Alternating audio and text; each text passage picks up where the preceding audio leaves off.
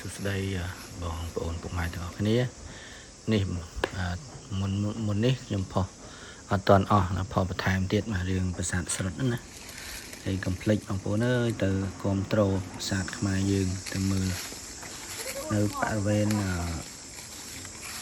ប្រាសាទកោះកេរយើងមកខាងសយ៉ង់ណាខាងព្រះវិហារសម្បូរភ្ញៀវបរទេសច្រើនដែរគាត់មកពីខាងសៀមរាបជាទូទៅណាតែគាត់មកពីឆ្ងាយគាត់ជិះយន្តហោះអស់លុយរាប់ពាន់គាត់ទៅមើលប្រាសាទយើង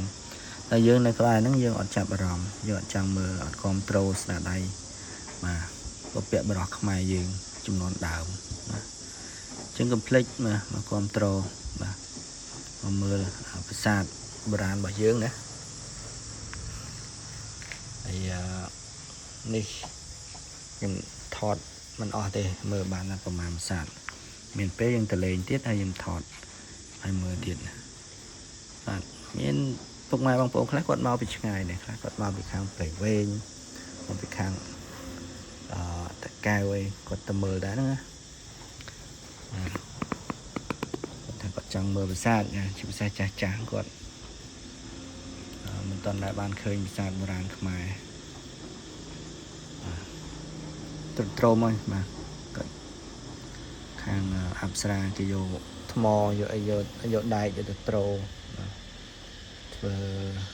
ហុំខ្សែការពារបាទទៅជាការពារខ្លាំងណាការពារខ្លាំងមែនទេណាស្អាតត្រជាក់យើងទៅ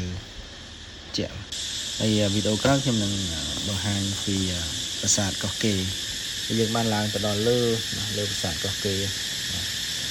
វីដេអូក្រោយខ្ញុំនឹងបង្ហាញជូនអរគុណច្រើនណា